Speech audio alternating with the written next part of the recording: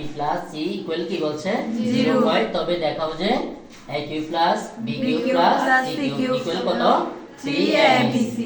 আর কত বলছি কি b plus a whole square by 3bc plus c plus a whole square by 3ca plus a plus b whole square by কি 3ab equal কত 1। তাহলে আমরা এখানে কত যেহেতু দেখাও যে বলছে এটা সমান আমরা এটা 3abc এটা দেখাতে পারি, আবার উদ্দীপকটিও আমরা এটা দেখাতে পারি। তাহলে আমরা এটা উদ্দীপক থেকে বের করব কেমন। হ্যাঁ তাহলে উদ্দীপক কি দেওয়া আছে বলো তো a plus b plus c a plus b plus c equal কত 0। এটা আমরা দেওয়া আছে বলে লিখেছি।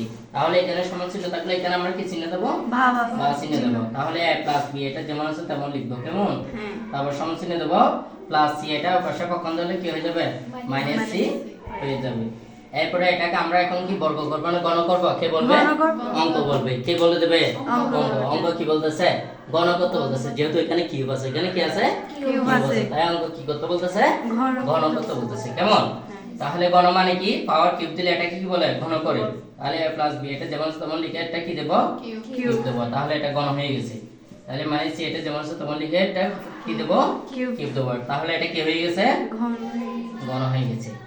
বুঝতে পেরেছো কথা? হ্যাঁ বুঝা যাচ্ছে? হ্যাঁ। তাহলে এখন আমাদের কি করতে হবে বলো তো, এখানে কি আছে a কিউব না, a কিউবে কি হবে a কিউব প্লাস b কিউবে কি হবে b কিউব, ঠিক আছে প্লাস তারপরে 3ab তারপরে কি হবে 3ab। তাহলে কিউব থাকলে ব্র্যাকেট অংশের দিকে আবার কি করতে হয় লিখতে হয়। বুঝতে পেরেছো? হ্যাঁ।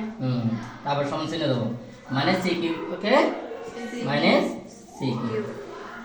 তাহলে দেখো তো এই যে এটা যেমন আছে তেমন লিখো a cube plus b cube plus 3ab।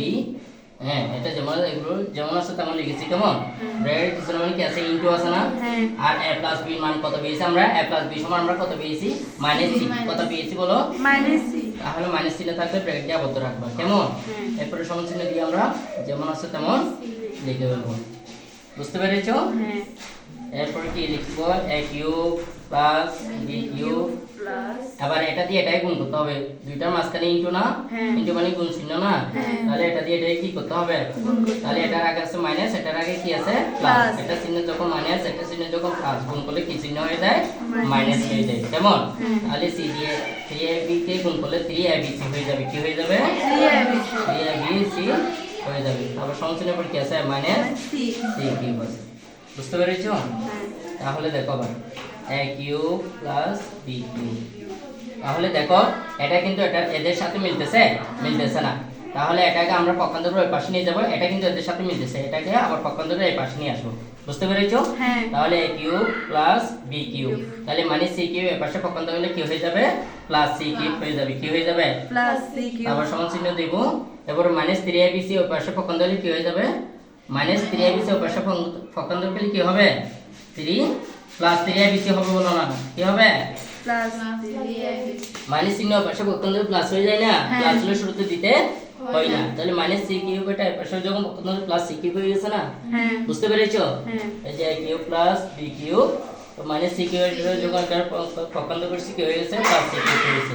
সমস্যা দিয়েছি মাইনাস 3abc এটা পাশে পক্ষান্তর কি হয়ে যাবে প্লাস 3abc হয়ে যাবে। বুঝতে পেরেছো?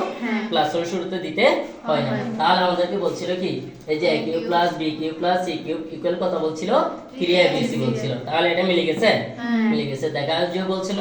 তাহলে আমরা দেখানো হলো এখানে লিখে দেব, কি লিখে দেব দেখানো হলো কেমন। এটা ইংরেজিতে লিখলে শুট কেমন, ঠিক আছে।